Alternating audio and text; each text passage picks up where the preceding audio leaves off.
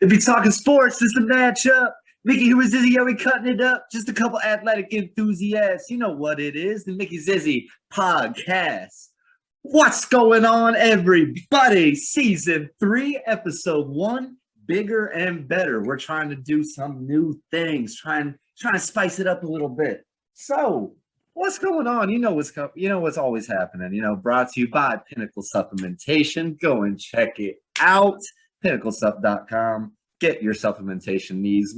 Live your best fit and wellness lifestyle. Also brought to you by G for 313. Come on, everybody, gotta go support our man Grant Anderson out here with the OBL. Tracy McGrady. We got supporters. We got our thing going on, but of course, with a new season, I'm Zizzy. We all know that, but I would not be me without the Mickey. So, talk to me, man. What's going on? We are bigger. We are better. And you know what's great, Yank? Season 7 go together like peanut butter and jelly. Not the defending champs, not your Miami Heat. And now we're 1-up on Golden State. I mean, season 3 is starting off with an absolute bang from Tatum from downtown. Season 3 is going to be absolutely amazing here. Bigger and better. Like you said, we are trying out new things. That is, with a little bit of video, we're still going to try to be on the Spotify, the Apple Podcasts, all that other jazz. So we'll be working through all the kinks, and constantly throughout the season, we're going to be getting better.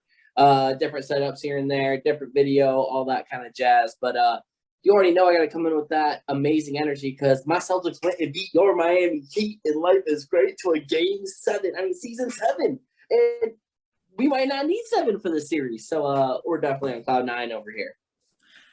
I mean, you can be on cloud 9. I'm a little hurt. I'm sitting here with my hat. I was wearing this in game 7. She let me down. She let me down this time. I don't know if it was the hat. I don't know if it was Tyler Hero not being able to play. I mean, he played, but he didn't play. Let's be real. I got all the excuses in the world. Jimmy Buckets, my heart goes out to you, my man. But we got a lot to catch up on. Obviously, that's a big win for the C's. Obviously, like you said, they up 1-0 right now. We're about to get into game 2. We got a lot to cover with the NBA, but this is still the Mickey Zizzy podcast. We got to start first and foremost with our person of the week. It is our first person of the week of the new season. Mickey, who you got for me? Yeah, and you already mentioned him. Of course, we got to have the person of the week so we get other people involved into the podcast. But person of the week is Grant Anderson. I mean, just like you said, we're going to highlight his kind of the path he's taken from the YouTube basketball journey. He played in the OBL like Tracy McGrady. He dapped up Tracy McGrady after hitting a game winner. It's like, oh, you got it like that. Like, that's kind of legendary stuff. And he's making the best out of it. I mean, every single thing he's doing, he's still hooping in the park. He's still staying true to who he is, like, as a YouTuber. And now he gets to go play in Vegas for even more money. I think he got 3rd or 2nd. Either way, he's in the top 3. He got to take a picture next to the chair, next to Tracy McGrady. And then, like, it's funny because after that, I listened to another podcast, and Tracy McGrady was on it talking about the one-on-one league that he has. And I'm like, dude, our guy who we work with, like, who we love to promote, is actually doing that. So a huge shout out to him. Go check out his video. The video is actually, you can just kind of like feel the atmosphere. It's like a movie. And that's exactly what he said he was going to do. And he's just straight up killing it. Yeah, man. And I hate to be the guy, but I don't hate to be the guy because, like you said, we're here to promote our people and all that. But that was my guy coming into this too. I mean, I sat there and watched the full video that he put out. I want to say it was like 28 minutes long, might have been even longer, but sat there for the full half hour and was just completely entertained. I mean, from the moment with him, like, kind of giving his own commentary and setting up in between like scenes and kind of like building it up and talking about his own process. Thought that was really cool just to be able to share his own emotions, his own mindset as he's going into it. But then obviously the gameplay. I mean, it's one-on-one. I know most of us have all played one-on-one games, but I mean, it got intense. It gets heated. He was starting to talk his talk a little bit. And I mean, as that person, like we've talked about many times before on this podcast, like, I like to talk. I'm a little bit of a talker in sports. I mean, if anyone has seen Mickey Hines' latest social media posts, he was turning around and waving at people. He was waving goodbye. Hey, they were talking. Really out there getting the good photos. Haley out there getting the good photos. But yeah, I Yes, mean, yeah. just it was super exciting, super fun to watch, and obviously with being such a big supporter of the podcast and us being a supporter of him, just cool to see, man. So shout out Grant. Hope he continues on his path of on this journey. Hope it continues to just kind of bolster his name and get him some notice. And here we go.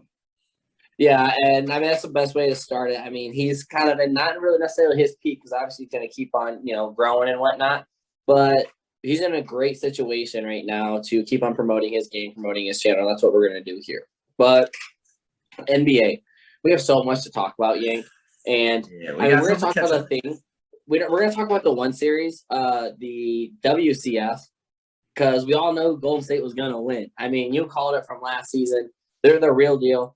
They're back. Steph is scary. He's putting kids to bed. It's scary.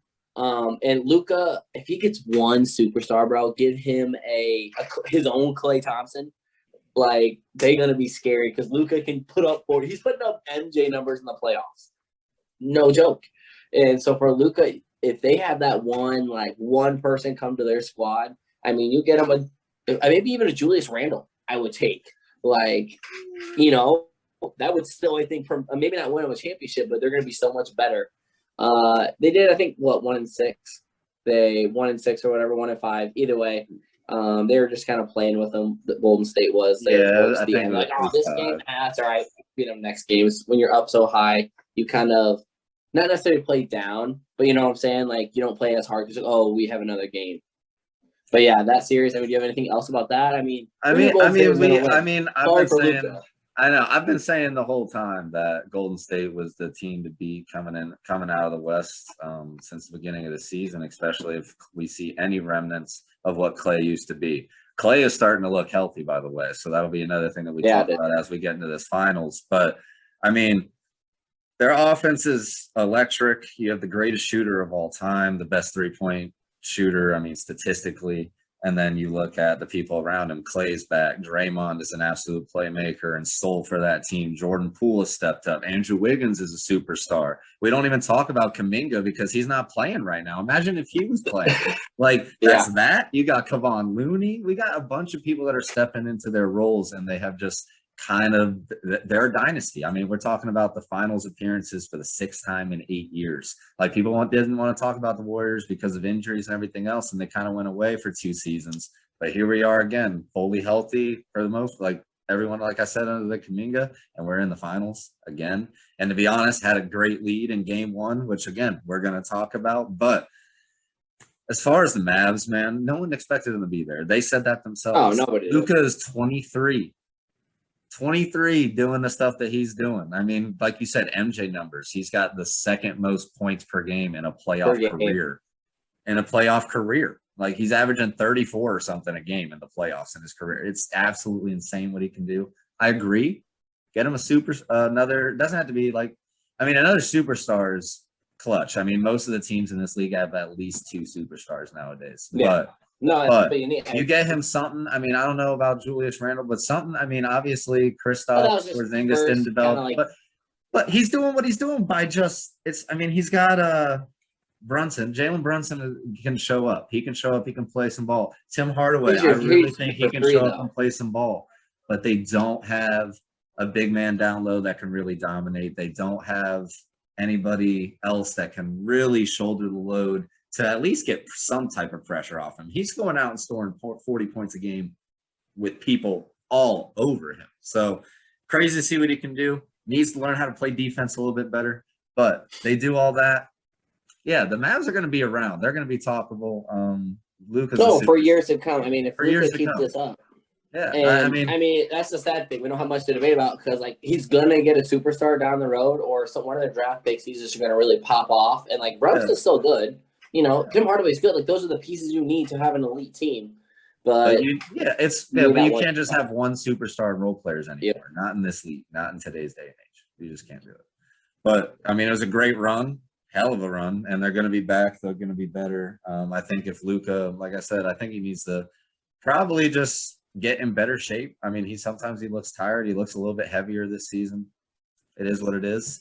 But again, do that, get better on the defensive end of things, and we're looking at a bona fide superstar 2 ways if you can do it. Oh, 100%. I mean, the league is in great hands. I love the pictures like, oh, when these superstars go. I'm like, we got superstars. Him, your C's, Jason Tatum, Jaylen Brown. We're talking about John Morant. I mean, John Morant. You still got Zion, which he might. We don't even know what. Young. Yeah. Devin Booker's still young-ish. There's a lot. I think he's like 26, but yeah, I mean, that's as much as I got that because the main event here is that ECF boy. Woo! I will take C's in 7. I mean, we called it. We were both on both sides. Your boy won the playoff predictions. Life is good. I think the fans went with the Heat. That's a win for me. So that means I am 3 wins away now from getting my Celtics tattoo. Like, I'm beyond ecstatic. Oh yeah, it is. Hey, I mean, I don't know. We will start having the conversation, and it's going to be interesting to see what happens tonight. But they pull out 3 wins. They pull out another win. They start getting really close here. I mean, we will start having to talk about one of the greatest, if not the greatest title run in history. I'll debate that a little bit. You know what I'm saying? I'll give it a little tingle. KD, one of the best players on the planet, and Kyrie healthy, and we went through them and swept them like we a janitor. Then we go to the defending champs, take them to a gruesome Game 7, and we played the #1 team, Miami Heat, the Miami Hustlers. Oh, they were hurt. I can't wait to hear your excuses. I mean, we went beyond. Can't say they weren't. Oh my goodness, we have Kyle Lowry. Like, we should have won it Game 6. I think that's the game where Kyle Lowry and hey, that's a champion right there. Don't talk bad about Kyle. Come on now. I'm sorry, but he is the biggest flop in the NBA. Yeah, look at you. You already know he is. Bro, I'm sorry. Hey, you can't call him for a flopper. You see that badonkadonk he got back there? He's always off balance. He's teetering. Oh. He's teetering, man. No, dude. Come on, he's just built that way. He barely he's built that way. Oh my Jason Tatum. I don't care. Jason Tatum is 6 foot, whatever he is, 6'7", and way bigger than Kyle Lowry. If he even breathes on him, Kyle Lowry's going on the ground. Come on, man. Come on. Oh my goodness. And there's a ton of calls. I mean, how do you feel about the shadow foot on the line, which it didn't matter because we won by 4, so it don't matter. It helped me win my bet, but all right, what's your thoughts on that?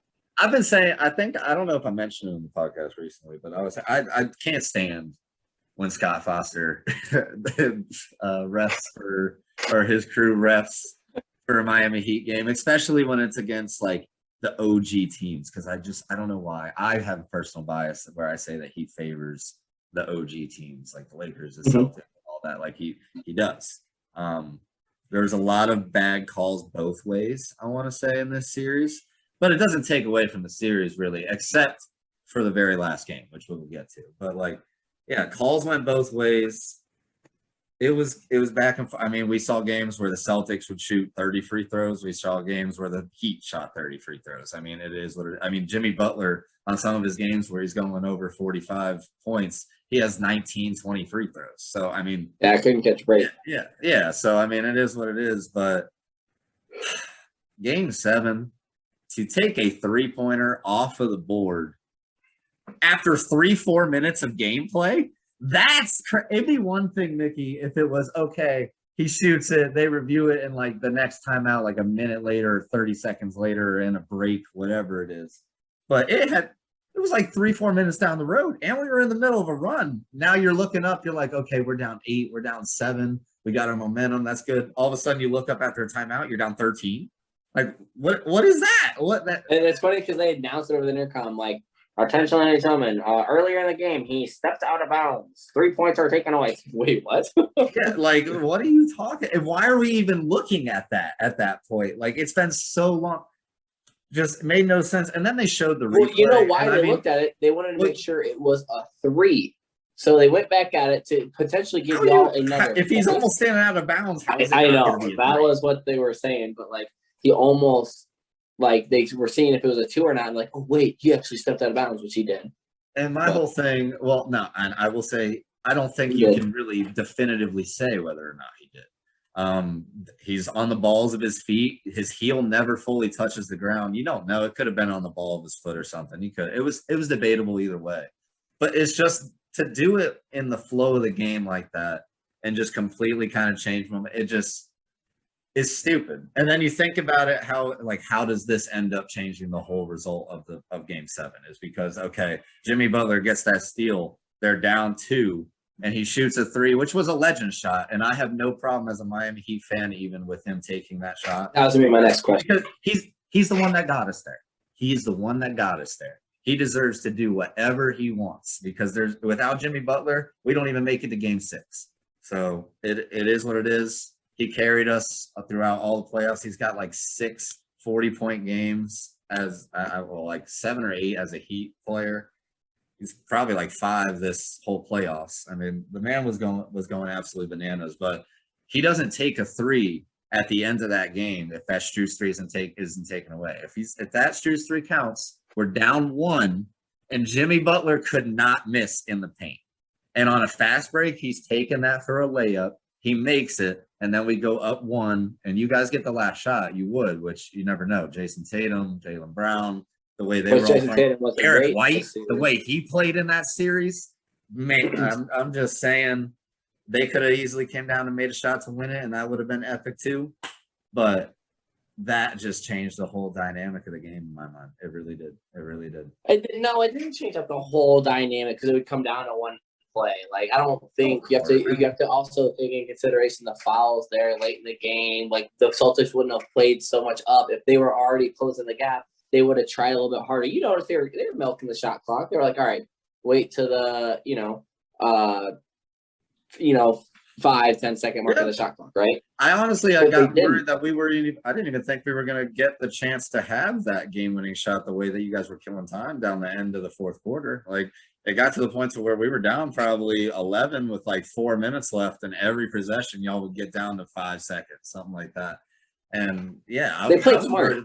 I mean, but that's what I'm saying. That whole 4 minutes where we close the gap, goes back and forth. I mean, that was the entire series. Game 1, we come out lights out. Game 2, you guys come out and blow us out. And then, I mean, we talk about the games pretty much from that point on. We're all decided by the third quarter. I mean, for the most part, it was a third quarter series up until Game 7. Whoever won the third quarter was winning the whole game. And then you get to Game 7, and for it to be that defensive battle, transition game, back and forth differently. I mean, I was just amazed to even watch the game and see how well the guys competed for Miami. Because, I mean, every time we would come out, you guys could miss a 3 for half of this series. I don't know what it was, but you guys were so good from downtown. Well, marksman. Yeah, absolutely incredible from downtown, the entire Boston team. And, I mean, I don't know. I definitely have my moments of being worried. Thought it was good to have home court Game 7. I mean, it came down to a legacy shot. Is what it is. 2 years ago in the bubble, it came down to Jason Tatum trying to have a game-winning layup that got blocked. So, I mean, we've had 2 series with these teams that have all basically. I think that one might have been only Game 6, but either way, it went down to the wire in both series. I mean, I hope that this is something we kind of get to see moving forward. There's already talks about the Heat making off-season moves that I'm not sure how I feel about, but we're here too. We're here to stay. We're going to be competitive.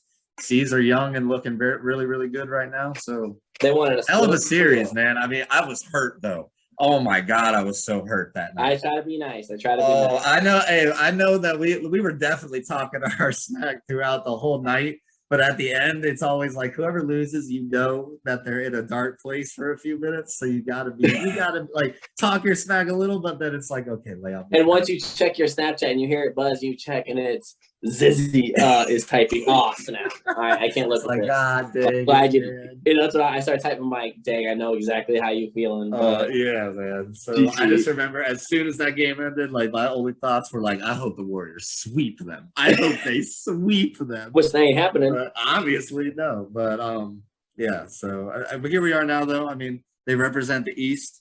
If the C's win, I know that the Heat lost to the champs. So that's always good. Yeah, Yank, we're only talking about Game 7 and all the electric things. The last Jimmy Butler shot, I'm actually okay with it. I know he's not a 3-point marksman. He's really not. He's not. He was making them though that series. He was making them. But a man of the moment. You're in the moment, like a pull-up jumper with Al Horford was fading back. He was backpedaling. You take that in, Al Horford. Al Horford's a very good defender in the paint. You know what I'm saying? Which Jimmy was good from there. You already said it, legacy shot. Like, you go shoot, make that in a game 7. I mean, that's crazy amongst itself. But, like, I'm actually okay with that. Just he needed some help. Strus was really not that helpful. Duncan Robinson had to come in for Tyler Hero, and Dunkin' Donuts might close because he played so bad. He did not show up at all. He wasn't even playing for playoffs, hardly, I felt like. I think there was maybe one game he put off 20 in the first round. So, your take on that is rough. And then I heard the Strus is loose. I was like, oh, that's Strus is loose. Good, but the Strus is loose in Cancun right now because they're in the off season. But the C's came through, and the great thing about them is everyone can ball. I mean, if it's not Jason Tatum's night, which we saw in game 1, I know we'll talk about that, but he had 12 points and 13 assists. That's being a mature basketball player. Younger guys be like, nope, I'm doing this on my own, which Luka has to do. But when you have Jaylen Brown, who can keep you in any game, I think it was game 6 or one of the games when we talk about some of the shots that Jaylen Brown was making in that series, I mean, I'm talking contested pull-up jumpers and contested. Oh, my goodness. And they were deep. I'm talking 10 feet back, deep three-pointers just in your mouth. Come here. I'm thirsty. Like it was bad, man. And then, like, if he doesn't go off, like, Marcus Smart, low-key got a bag. He low-key can, like, go off. He's their main ball handler. Doesn't he run their point half the time? I mean, they send up whoever. And then you have Derek White coming off. He's got dad strength now. He's got dad superpowers. Like, he left a game. Everyone's like, oh, for personal reason. Like, just say the guy had a kid. Like, come on, put some respect on his name. He comes back, and he can dribble drive to the floater. He can pull up 3. Like, he's awesome as well. So him coming off the bench. Peyton Pritchard has been playing so good in his role. Go get rebounds, play good defense, just be super everywhere, and then hit a 3 once in a while. And then, I mean, you can't talk about Robert Williams. I've said on the show, I don't like Robert Williams. This playoffs, which I find so weird, really. I know, but this because like he's played so well, especially on the defensive end. The defensive end, he's played so well. I mean, he's second in the league in blocks or something like that? He's so good at defense, so good at rebounding, and I want a scoring, like a Joel Embiid, a Jokic, a scoring center. You don't need that with who you got. We don't need it. I know. So, like, the more playoffs as went on, the more I've absolutely loved Robert Williams. And then Al Horford, baby. Grandpa Al, take the grandkids to bed. He's just that old vet, which, remember when we first got him? I think I need to pull back up the podcast what it was. I was like, why did we go get Al Horford? Like, it didn't work last time. Boy, did I look stupid, because right now I'm living on cloud 9, up 1-0 in the NBA Finals, and Al Horford was just comfortable. I just hate that he shoots threes, because it is the weirdest. Like, he's big wide stance, toss that thing out there, bang. I mean, he wears my numbers, so I mean, I don't get all that. And when he bodies Giannis onto get out the way. Oh my god! But to see his emotion though, with finally making his first finals, where he's at in his career, like. You know how much it means to this team. You can see it. You can see it for sure. But, I mean, there's for me the biggest performer, and I think where a lot of the credit needs to go, just because of how big he has stepped up, really is Derek White though. God, I do not like how high he wears his headband. I don't know why it bothers me. So looking like me out here. Every time, yes, bro. Every time he makes a shot, all I see is that, and I'm just like, it's one of those things where it's like the nerdy kid that comes out and balls on you. Like, it's just drops 30. Oh my god, it makes me so mad. Mad. But if you really look at it, obviously, for teams to win an NBA Finals, you have to go on a run.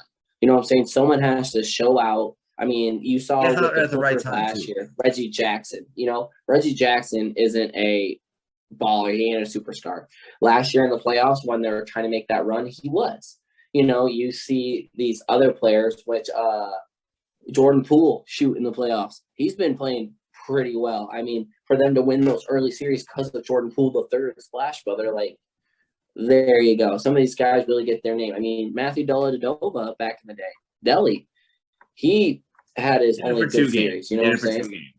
Exactly, but in a series, like, that's something you remember. And Derek White stuff and making his name, trying to earn that contract, and he just has such good tenacity on the offensive level, saying, "I'm going to go score the basketball, floater, three. And he's that. If Jason Tatum, Jaylen Brown ain't doing well, he'll come in and still create a spark to get them back up. But Celtics are looking good, man. They're looking real good from downtown to too. me, And the big thing is, because obviously we're going to move into talking about the finals here, but it's the defense. That's the big thing. And I think that's going to be the underrated storyline that people aren't going to talk about as much when it comes to this final series, because whoever had won the East, the Heat or the Celtics, those were the two toughest defensive teams in the league, in my opinion.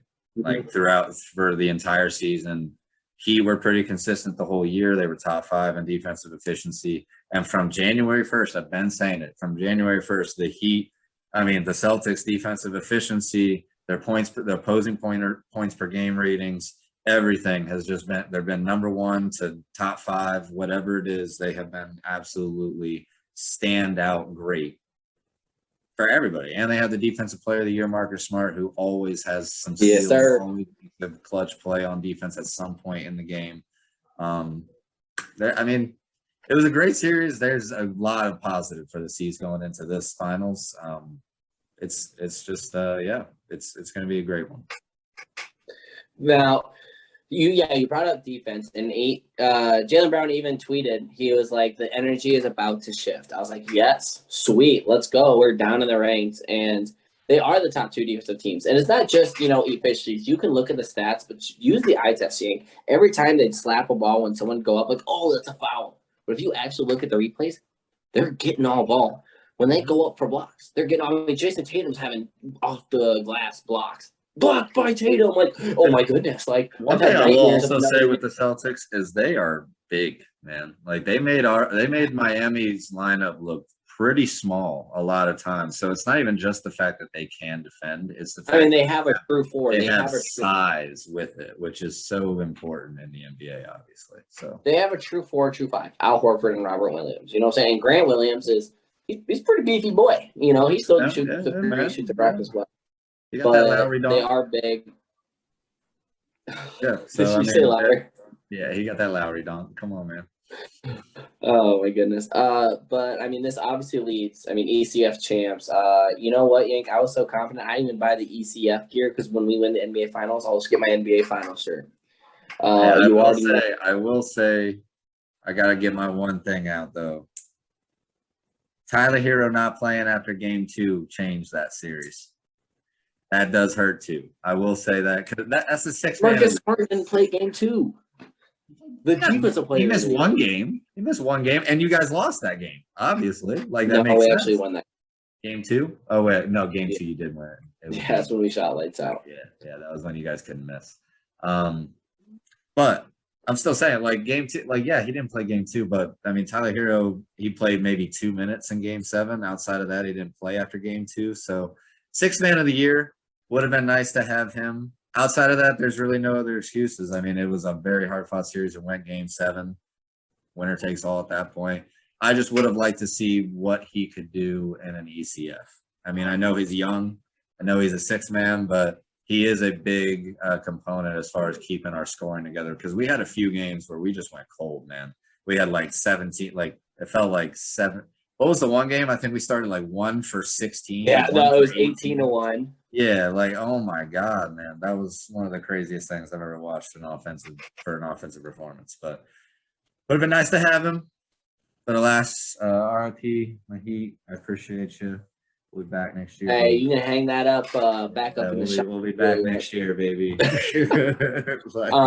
That is a perfect lead into the NBA Finals. Like you said, we were a little bit behind just trying to get stuff set up for the podcast.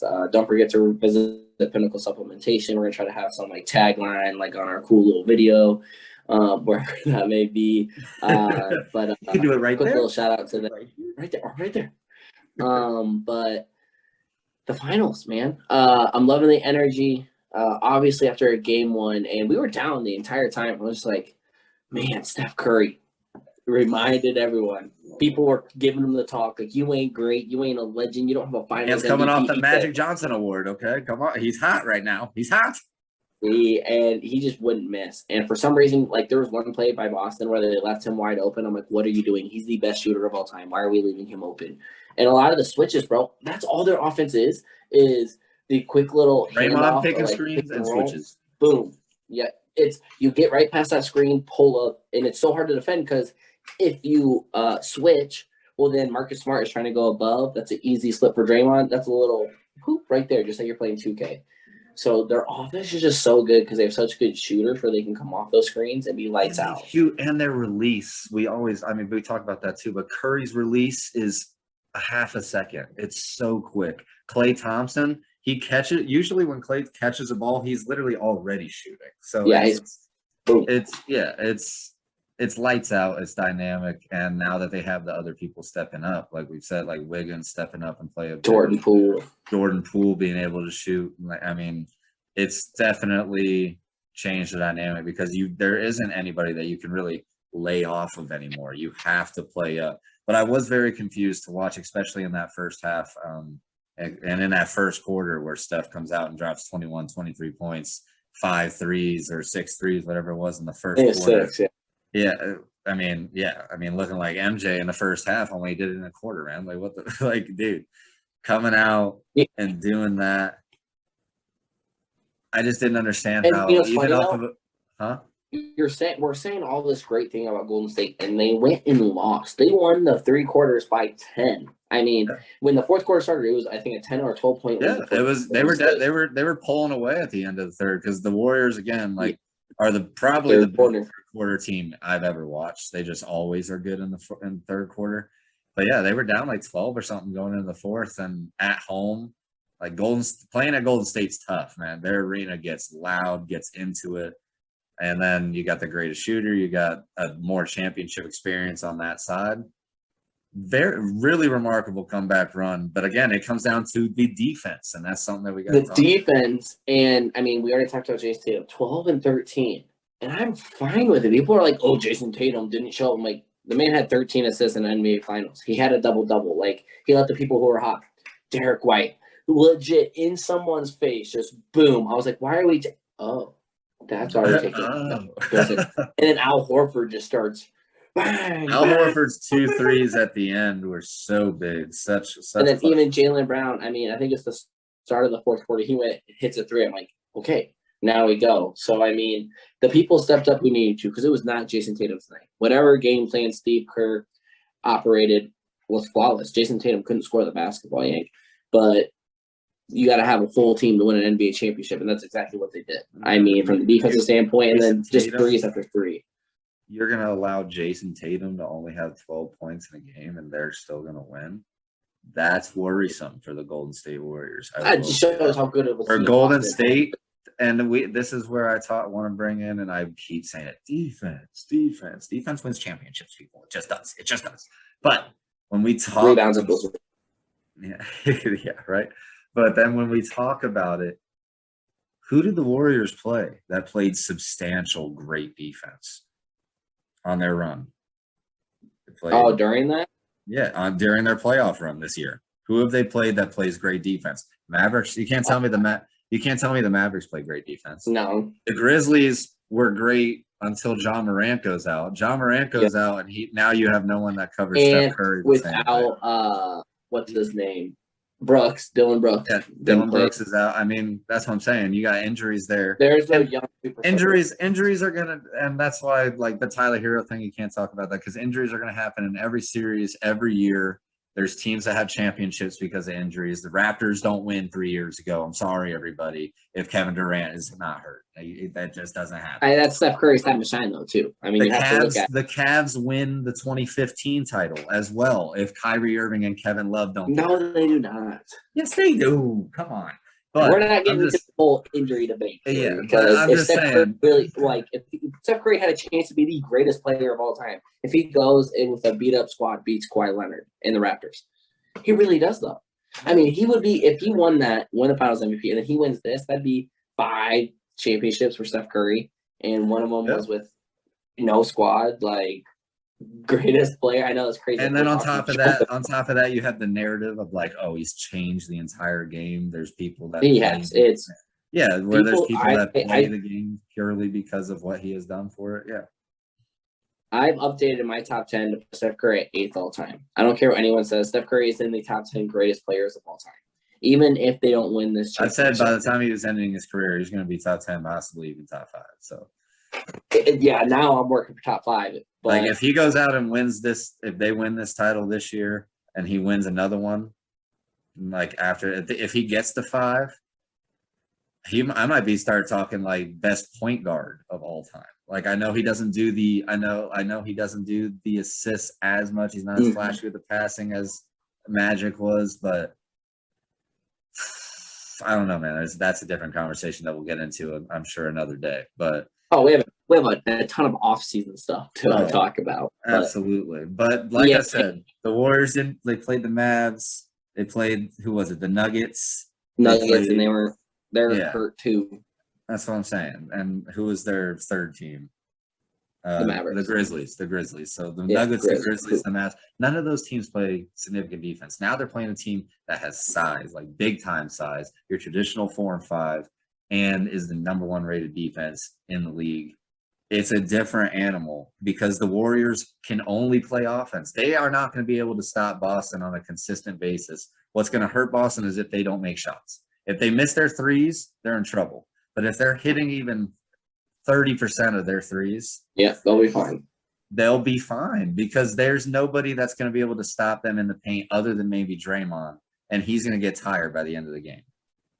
Outside of that, it's an offensive series, and if, like what I'm saying, like Steph Curry came out and was absolutely like in his bag to start that game, and then he only scores 13 points in the second half. The Celtics made good second half adjustments, kind of shut him down. All of a sudden, the Warriors just give up a big lead. They look like they're in trouble.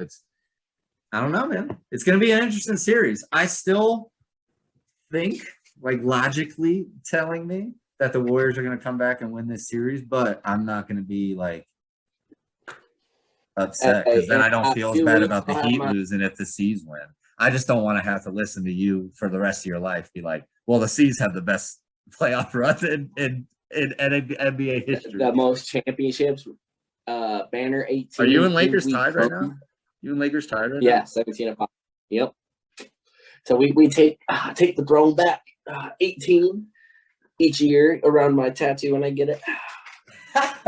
Hey, I can't wait. Rumor so do you too. If this happens, what is the tattoo going to be? Just a Celtics logo? It's gonna be, I can't get up, but like it's gonna go on the thigh. It's gonna be the Celtics logo with all the years they won around it. In the 2022 right there. Okay. I mean, the energy is immaculate here in Iowa for a Boston Celtics fan because I rumor on the street the fiance might have bought my early birthday present of a Marcus Smart Defensive Player of the Year jersey. Rumor on the street. I don't want to release any press there, but okay. So extra read all vibes are always positive. Okay. Inside scoop, baby. The inside scoop, but man, I mean, the game is about to come on. We have caught everyone up on the gist of the NBA playoffs.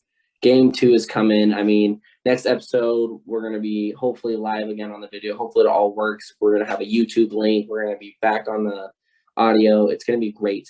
And we're just going to be talking more NBA to close that out. And then we're going to have a bunch of other things to talk about, such as flagrant fouls or overtime rules. And now we got changed. Like, we're going to talk about more than just the sports and recaps, which will be very fun here in the summer. So to give people a little inside scoop, interviews are going to be back per usual. I was going to say, don't forget our features. We're going to have a lot of them again this season. I'm sure we're going to be able to reach out. If any of you fans are involved or want to be involved, feel free to reach out to us. We've got our social media platforms. If you know us personally and have us have our number, whatever, reach out. Like we're here to have fun with all you guys. It'll be easy. It'll be fun.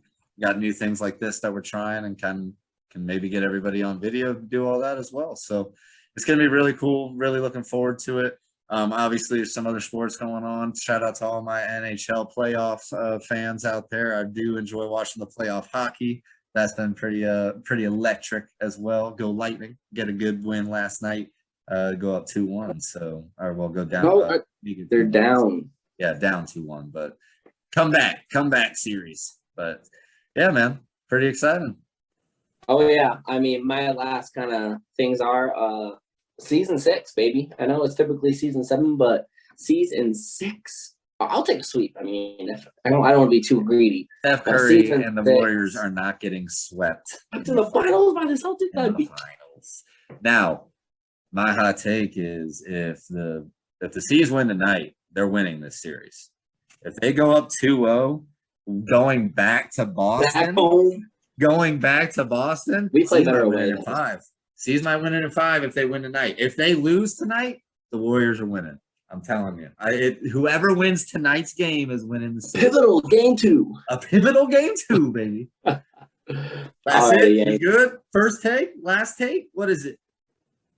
Season 6, baby. It's Jason Tatum. Bigger and better, baby. If you're talking sports, it's the matchup. Mickey here, Zizzy, I'm cutting it up. Oh, I froze. Oh, I thought it stopped. You did it. No, I thought I stopped. My good, guys. I'm sorry, guys. If you're talking sports, it's a matchup. Mickey here with Zizzy, y'all be cutting it up. Just a couple athletic enthusiasts. You know what it is, the Mickey Zizzy podcast. Don't hit buttons when you're not looking. Peace. Peace.